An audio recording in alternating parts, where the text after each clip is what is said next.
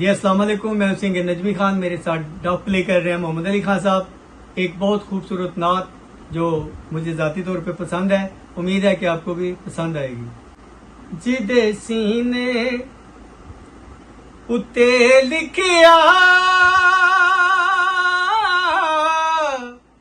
कमली वाले दा ना होवे, जिदे सीने उत्ते लिखिया कमली वाले दा ना होवे, जिदे सीने उत्ते लिखिया कमली वाले दा ना होवे, जिदे सीने उत्ते लिखिया कमली वाले दा ना होवे, जिदे सीने उत्ते लिखिया कमली वाले दा ना होवे, फिर क्यों ना ओदा जन्नत विच आला मगा होवे, फिर क्यों ना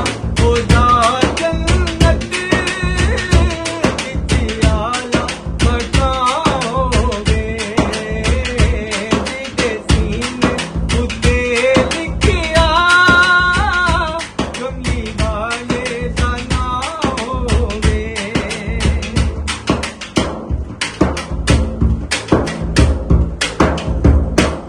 ना दौलत ते ना शोहरत, बस ये हो मेरी हसरत। ना दौलत ते ना शोहरत, बस ये हो मेरी हसरत।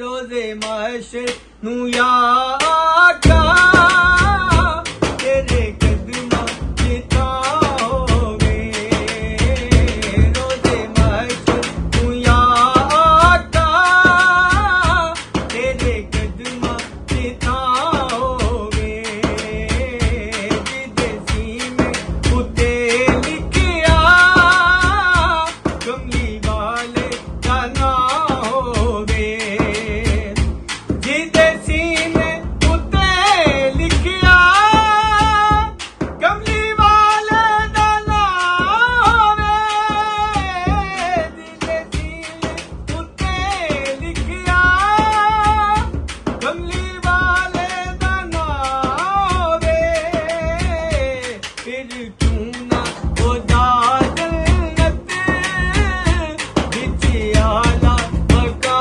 होवे, फिर क्यों ना ओदा जन्नत विच आला मका होवे, जिदे सीने उत्ते लिखिया कमली वाले दा ना होवे। अगर ये नात आपको पसंद आई हो तो वीडियो को लाइक करें, शेयर करें और चैनल को सब्सक्राइब करके बेल आइकन का बटन दबाना ना भूलिएगा। अल्लाह हाफिज़।